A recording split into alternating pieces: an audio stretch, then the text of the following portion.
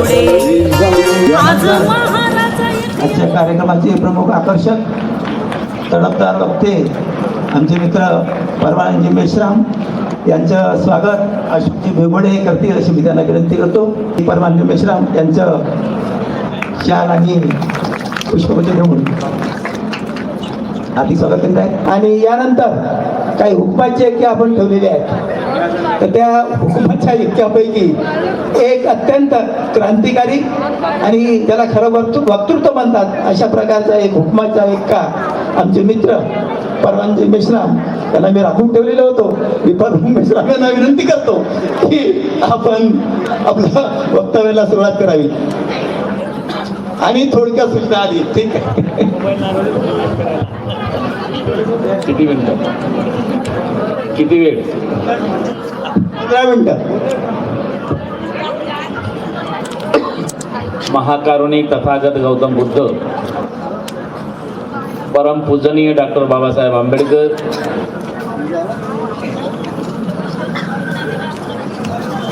ज्या डॉक्टर बाबासाहेब आंबेडकरांना त्यांच्या विचारांना आणि त्यांच्या तत्वज्ञानाला प्रमाण मानून जगणारी जी काही आपली पिढी आहे, जो समाज आहे, जो वैचारिक द्रष्टा आहे, या सर्वांसाठी आजचा दिवस यासाठीचा म्हणून चांगला आहे की 82 वर्षापूर्वी डॉक्टर बाबासाहेब आंबेडकरांनी या गावामध्ये त्यांचे चरणस्पर्श केली आणि भूमी पवित्र झाली असा आपला हेतू आहे.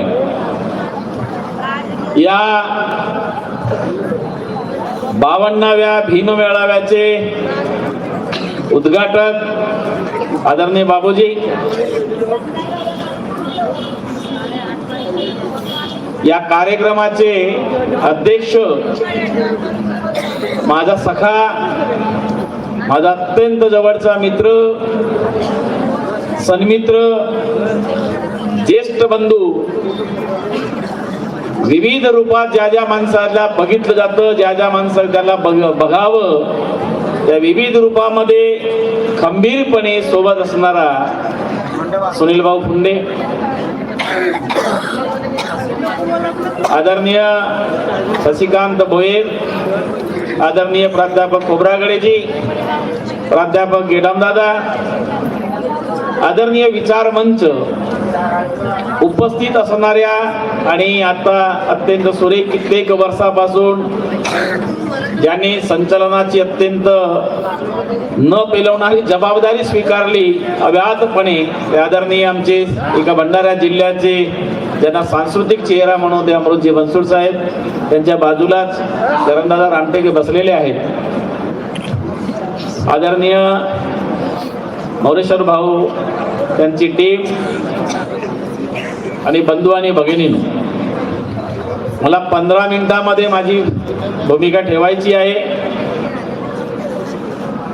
मित्र हो, मागच्या वेळेस जेव्हा याच विचारपीठावरून बोलताना आम्ही सांगितलं होतं की हा मेळावा विचाराचा व्हायला पाहिजे, हा मेळावा लोकांच्या गर्दींचा व्हायला पाहिजे, हा मेळावा डॉक्टर बाबासाहेब आंबेडकरांनी तुम्हाला आणि मला माणूस म्हणून जीवन दिलं.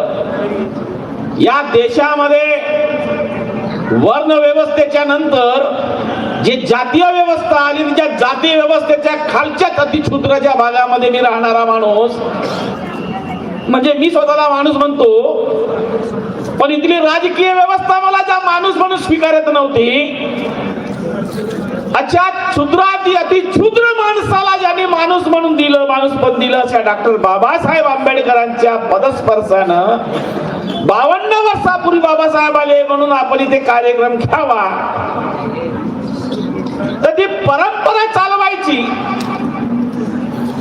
म्हणजे ज्या आपल्या पूर्वजांनी 52 वर्षाच्या म्हणजे 52 वर्षाच्या पूर्वी हे भीम मेळाव्याची मुहूर्तमेढ रोवली, हा वैभवशाली वारसा, हा वैभवशाली परंपरेचा समृद्ध वारसा या 82 वर्षापर्यंत आपण चालवत न्यायचा, तो खंड पडू देऊ नये म्हणून चालवायचा.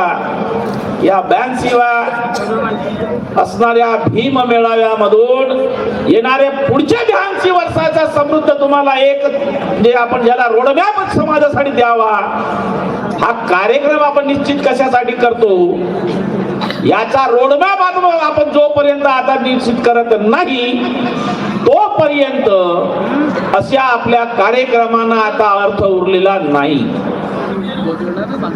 लक्षात घ्या, मोरेश्वर भाऊला माझ्या शेतावर असताना मला 2-3दा फोन आला.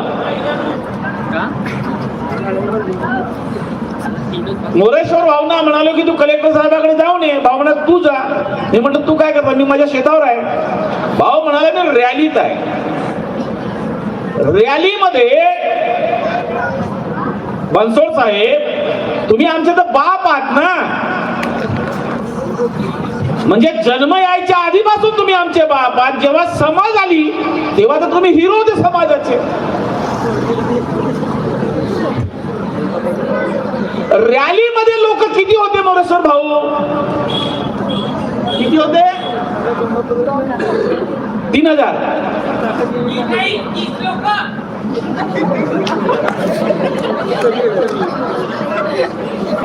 आणि या लोकांचा एक नवीन वसाहत यांचा आणि समाजाच्या लोकांचा कसलाही संबंध नाही.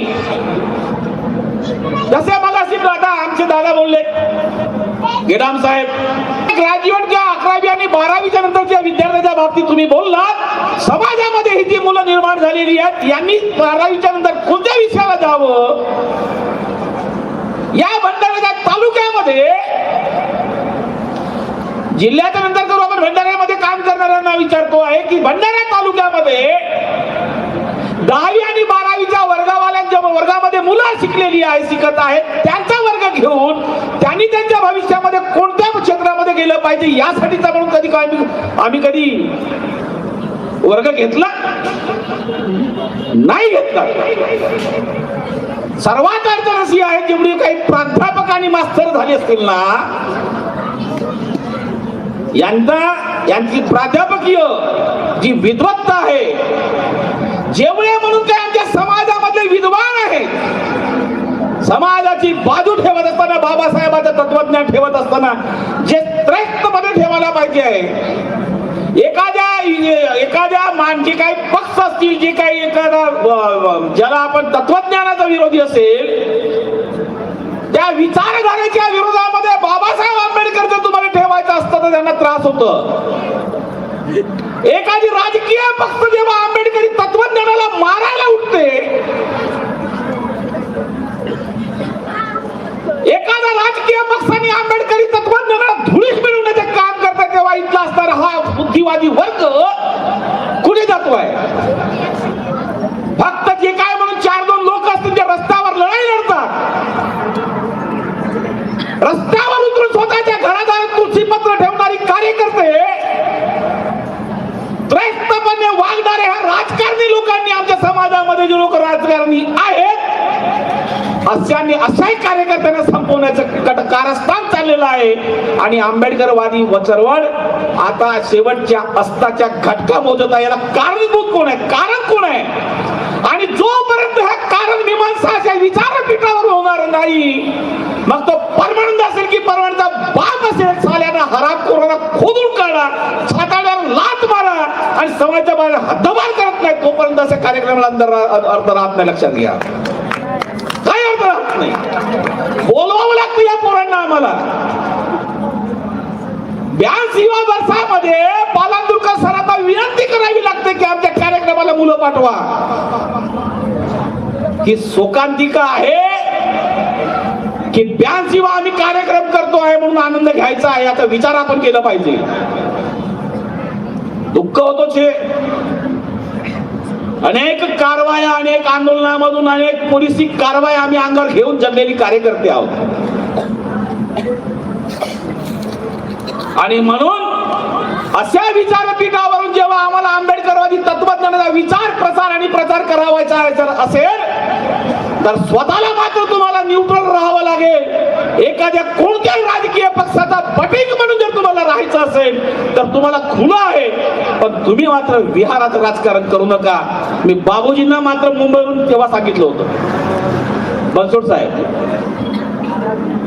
बाप आहे माझा, बिलकुल आहे, पण चुकत जर असाल तर सार्वजनिक ठिकाणी सांगितलं पाहिजे. बाबूजींना सांगितलं की तुमच्या फोटो आलेले आहेत बरं. परिणय फुकेंना स्वागत करताना तेही विहारामध्ये. कधी? जेव्हा भंडारा नगर परिषदेची निवडणूक आहे, डॉक्टर बाबासाहेब आंबेडकर स्मारक समितीच्या मध्यवर्ती सभागृह समितीचे तुम्ही त्या अध्यक्ष आहात, त्या विहाराचे अध्यक्ष आहात. तुमच्याकडे लोक बघतात, तुमच्याकडे बघून पाझरत, समाजाला ती दिशा जाते. बाबजी म्हणलं चूक झाली तुमच्याकडून ही. कोणत्याही राजकीय पक्षाचा नेता कुणी तोप खाणं असू द्या ना, विहारामध्ये त्याचा स्वागत निवडणुकीच्या वेळेस कसं होऊ शकते? सुनील भाऊ,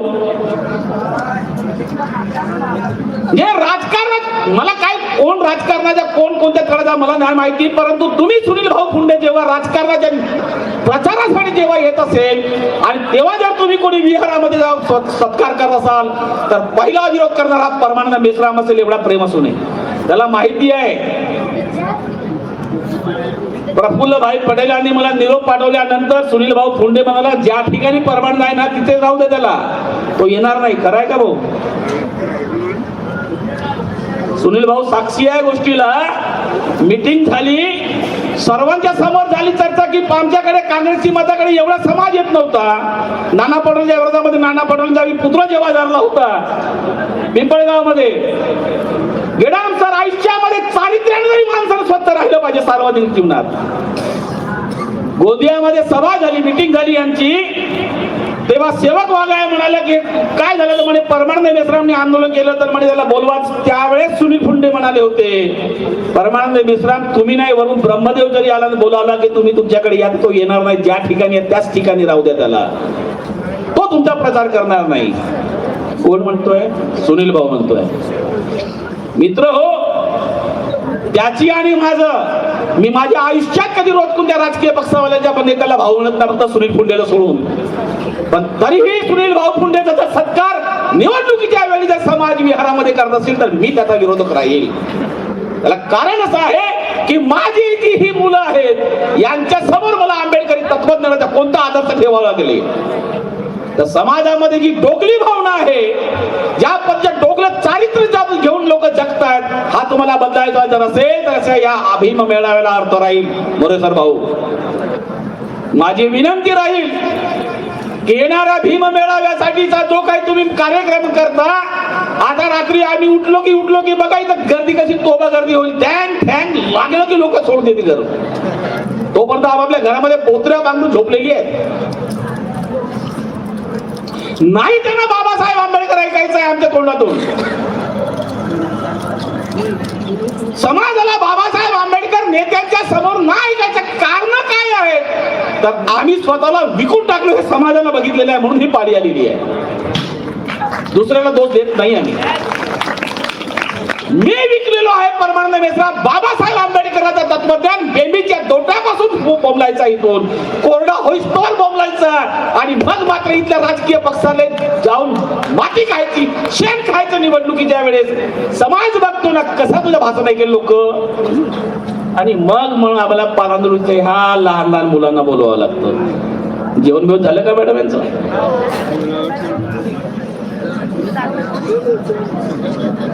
तुम्हाला सजा या खरा अर्थ. मित्र, अजूनही वेळ गेलेली नाहीये. समाजाच्या तमाम माझ्या माय बापांना मी विनंती करतो या 83-82व्या या भीम मेळाव्यामधून, मला सुद्धा आता वय झाली आहे, 54 वर्ष आहे. आज ना उद्या मला मरावं लागेल. ज्या डॉक्टर बाबासाहेब आंबेडकरांनी बॅरिस्टर असताना सुद्धा त्याच्या बायकोला पोराला दफन करण्यासाठी कपडा मिळाला नाही, तर आपल्या बायकोच्या पदर फाडलेला बाबासाहेब आंबेडकरांनी घेऊन गेला तुला पोराला राजरत्नला. अशा माणसाच्या अशा दाम्पत्याच्या त्यागावर समाज उभा आहे, लक्षात घ्या. तो तत्वज्ञान विकू नका, नाहीतर येणारी पिढी तुम्हाला लातानं तुडवल्याशिवाय राहणार नाही. लातानं तुडवेल, लातानं. साहेब 15 मिनिटं झाली असतील असे मला माहिती आहे. शेवटच्या कडे जात असताना एवढीच विनंती करतो, मी सुद्धा भंडारा सोडलाय. अनेक चुका होत असतात, माझे हातून झाले असतील, पण मला उद्ध्वस्त करण्याचा कट कारस्थान भंडारातल्या काही लोकांनी केलं आणि स्वतःला मात्र सभ्य आणि समाज समजणारी लोक मात्र शांत राहिली. त्यावेळेस साहेब कदाचा तप तप बढ़ता है, जब जब सदाचा चूप बैठता है. माझी बाजू घ्या असं मी कोणालाही म्हणत नाही, पण त्या वाईट अवस्थेमध्ये कोणत्याही एका दुसरा परमानंद मिश्राम समाजाचा होऊ देऊ नका. गोयल साहेब, कार्यकर्ते होणारी फॅक्टरी संपवली तुम्ही. मी सुद्धा संपवण्याच्या त्या पापामध्ये कटकारस्थानामध्ये राहू नये म्हणून मी ओरडतो आहे. परमानंद मेश्राम जर नालायक असेल तर शशिकांत भोयर आहे ना, करा त्याला मोठा. एक नवीन पोराला संधी द्या, त्याला त्या समाजाची साथ आणि होऊन जाऊ एकदा मोठा एल्गार. 35-30 वर्षापूर्वीचा हा समाज मी जेव्हा बघायचो तेव्हा काँग्रेस पक्षाला जर आमच्या गावातल्या कोण, तेव्हा लहान असताना आम्ही कुणी जर सुनील भाऊ आमच्या समाजानं जर काँग्रेसला जर मतदान केलं ना बापू, तर त्याला पोरी देत नव्हत्या लोकांना, पोरी मागत नव्हत्या घरात. ही अवस्था होती आमच्या समाजाची. कराय काय जे भाऊजी, आता तर काहीच नाही झालं. आता काँग्रेसचे आले काय ना मग नंतर बीजेपीचा तो परिणाम फुके आला काय, सर्वच चालते आपल्याला. मोरेश्वर भाऊ म्हणजे पाया पडून सांगतो, चौरे साहेब मी तुम्हाला हात जोडून सांगतो, हा विचार त्यांच्यासाठी खुले करा ज्यांचं आयुष्य फक्त फुलेशाह आंबेडकर तत्वज्ञासाठी झिजलं असेल, झिजत असेल. कोणीतरी उपसुंब येईल त्याने एखादा विहार असेल, म्हणजे विहार नाही हो, समाज मंदिरासाठी पैसा देईल, उद्घाटन करेल आणि तो आमच्या डोक्यावर घेऊन नाचेल आणि तो फुलेशाह आंबेडकर सांगेल. आणि माझ्या मात्र हे जे काय बुद्धी आहे याला मात्र दही जमलेला आहे आणि मी त्याच्याकडून फुलेशाह आंबेडकर ऐकून घेईल. मायेच्या पोटात उदरामध्ये माझी वाढ होत असताना मी फुलेशाह आंबेडकर ऐकतो. ज्यांच्या सुतराम साहेबांना फुलेशाह आंबेडकरांचा नसेल अशा माणसांनी इथं येऊ तो तत्वज्ञान पाजाला आपण टाळ्या मारायच्या. ही प्रथा जोपर्यंत बंद होत नाही तोपर्यंत आम्हाला ही अशीच गर्दी जमवावी लागेल. मोरेश्वर भाऊ लक्षात घ्यायचा. आणि म्हणून येणाऱ्या पिढीकडे तुम्हाला आदर्शवत समाजाची ही जर धुरा द्यायची असेल तर सार्वजनिक आयुष्य सुद्धा तुम्हाला बाबासाहेब आंबेडकरांच्या तत्वज्ञानाचं, याला मात्र विहारांना तुम्ही राजकीय अड्डा बनवू देऊ नका. लक्षात घ्या. तुम्हाला सांगतो मी, लक्षात जनतेला सांगतो आहे, जे माणसं म्हणून मगाशी फार चांगला उल्लेख केला गिराम साहेबांनी.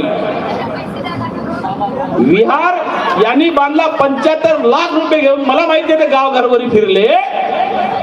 भंडाऱ्यामध्ये 3 विहार आहेत बनसोड साहेब, 3 विहार, 2,40,00,000 रुपये यांच्या विहाराला बाबूजी ज्या विहाराचे अध्यक्ष आहेत.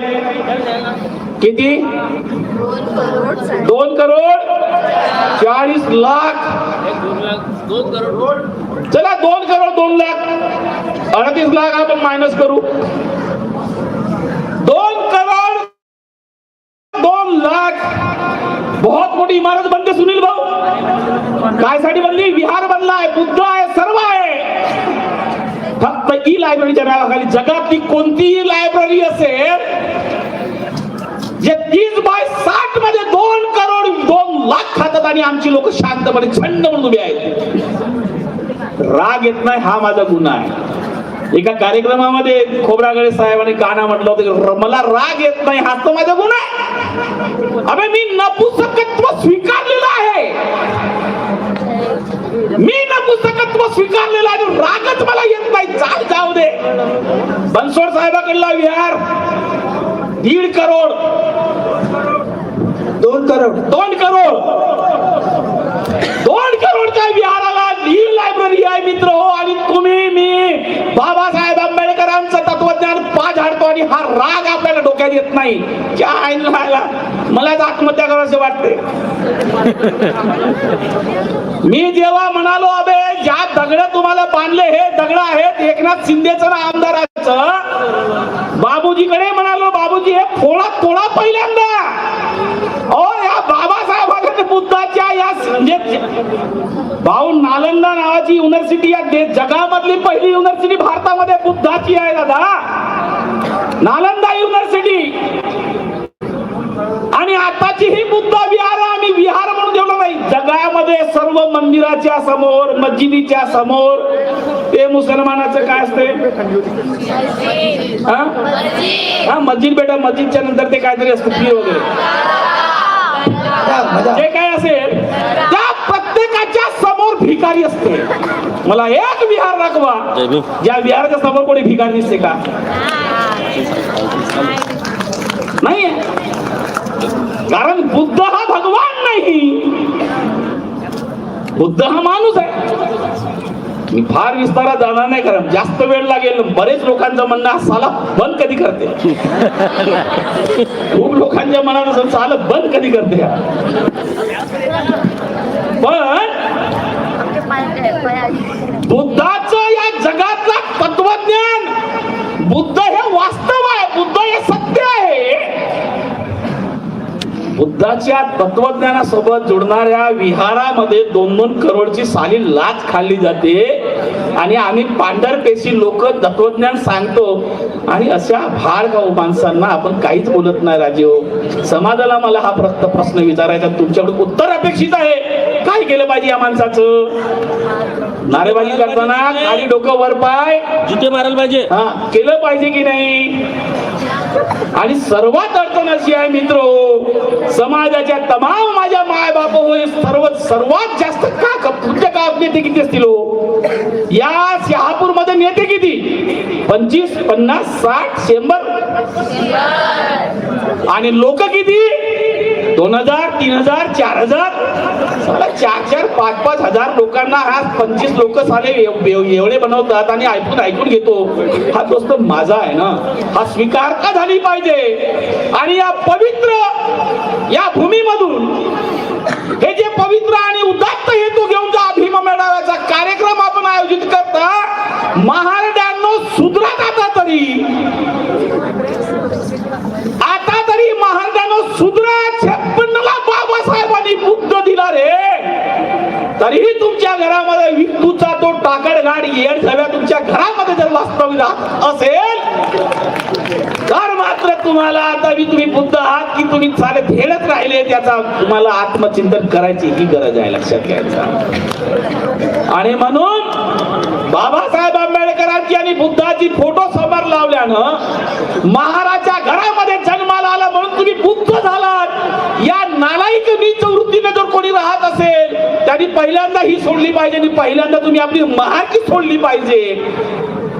बुद्ध कोटपथेमध्ये बाबासाहेबांनी 1935ला म्हटलं होतं की ज्या दिवशी महाराणी महारकी सोडतील तो त्यांच्या आयुष्यातला सर्वोत्तम क्षण असेल. आणि म्हणून अशा परिवर्तनाच्या दिशेसाठी, अशा परिवर्तनाच्या चळवळीसाठी आणि येणारा दिवस आपण सर्व लोक RSS ला शिव्या देतो. त्या RSS वाल्याकडे 100 वर्षाचा प्लॅन आहे, लक्षात घ्यायचा भाऊ. RSS वाल्याकडे 100 येणाऱ्या 100 वर्षाच्या समोर काय होईल याचा प्लॅन आज आहे आणि आम्ही त्यांना शिव्या देतो. माय क्रांती फड़क जय भीम, कड़क जय भीम, निड़ा जय भीम, ये करेंगे 500 लोगों की हमारी औलाद है. साल्या 500 लोकांनी एवढ्या लोकांना चरा कापलं तर तू काय करता? झक मारता आहे ना. आणि म्हणून who are you in what is your work हे जोपर्यंत आपण आत्मसात करत नाही तोपर्यंत मित्र हो येणारा काळ तुम्हाला कधी माफ करणार नाही. म्हणून येणारा उद्या सशक्त आंबेडकरवाद जर तुम्हाला उभा करायचा असेल, ज्या डॉक्टर बाबासाहेब आंबेडकरांनी 1956ला या जगाचा मध्ये तुम्हाला माणूस म्हणून स्वीकारणारा, तुम्ही ज्ञानवादी निष्ठ धर्म दिला असेल त्या धम्माची पताका प्रामाणिकपणे समोर न्यायची असेल तर मात्र तुम्हाला खरा आंबेडकरवादी कार्यकर्ता जन्माला घालावा लागेल आणि ते कार्यकर्त्याची फॅक्टरी या अशा कार्यक्रमामधून उभी झाली पाहिजे अशी मी सर्वांना सदिच्छा देतो, शुभेच्छा देतो. आणि त्यांची बाबा हा जो काय आपला काही भीम मेळावा संपन्न होणार आहे याहीपेक्षा जास्त चांगलं कडक भडक निळक वगैरे सोडून पुढच्या 1 वर्षापासून म्हणजे आताची 16 जानेवारी तर पुढच्या वर्षीची 16 जानेवारी पासून बाप हो तुमच्या पाया पडतो. तुम्ही एक रोड मॅप तयार करा. तुमच्या सोबत हा परमानंद मेश्राम दंड आणि झेंडा घेऊन आणि येतो शक्तीने जी काही मदत करू शकतो ती घेऊन तुमच्या सोबत आहे. आज निश्चय उद्यापासून निश्चय करा. समाजातल्या तमाम तरुण पोरांना हातात घ्या. ज्या पोरांकडे दिशा आहे जी काही करू शकतात तशाला जवळ करा, सर्व करा. मला माझा कितीही कट्टर विरोधक जरी असला पण तो समाजाच्या चळवळीतला कार्यकर्ता जरी असला तर मी त्याचा सन्मान करतो. मी कधी कोणाविषयी काही राग धरून राहत नाही. राग मी माझ्या घरात ठेवीन. माझ्या घरामध्ये काय जे करायचे त्याला वैयक्तिकरित्या करेल पण सार्वजनिक टीका कधी असं करत नाही. हा माझा स्वभाव आहे. हा तो स्वभाव माझ्या बापाने शिकवलेला लक्षात घ्यायचा. आणि म्हणून त्याशिवाय येणारा जो काही आपला हा भीम मेळावा आहे भाऊ या भीम मेळाव्याचा स्वरूप जरा वेगळा राहील. आणि आजची 16 जानेवारी ते पुढच्या वर्षीची 16 जानेवारी पर्यंत MPSCचे वर्ग UPSCचे वर्ग ही आपली पोरं कोणत्या दिशेने जातील, कोणत्या बाजूने जातील, ते कोणते काय करतील या पद्धतीची एक नियोजन तुम्ही नियोजन कराल. मला जर हाक दिली तर मी नक्की येतो. एवढा बोलतो आणि तुमच्याकडून ही अपेक्षा करतो. आणि तुमच्या 15 मिनिटाच्याही नंतर मी जे काय बोललो मी माफी मागतो. धन्यवाद.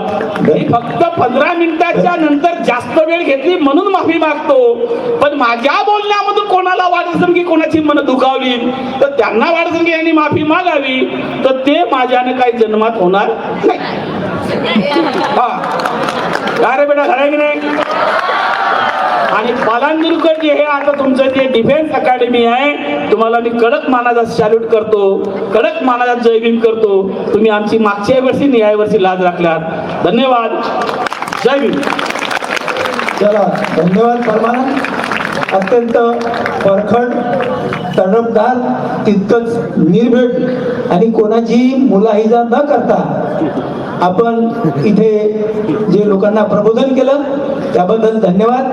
आपण म्हटलं की आंबेडकर वादाची दिशा बदलत चालली आहे. मी त्याही पुढे जाऊन असं म्हणेल की आंबेडकरवादाची केवळ दिशाच बदलत चालली नाही आहे तर डॉक्टर बाबासाहेब आंबेडकरांची जी धम्मक्रांती आहे ही धम्मक्रांती सुद्धा प्रतिक्रांतीच्या विडख्यात सापडलेली आहे. आणि ही विडख्यात सापडलेली प्रतिक्रांती धम्मक्रांती ही कशा प्रकारे आपण सावरू शकू त्या प्रतिक्रांतीला ह्याचा सुद्धा विचार आजकाल कार्यक्रम आहे तो सगळा आपण समजता की कार्यक्रम आहे तो सगळा आपण समजता की त्या कार्यक्रमाकडे सगळ्यांचं लक्ष लागलेलं आहे.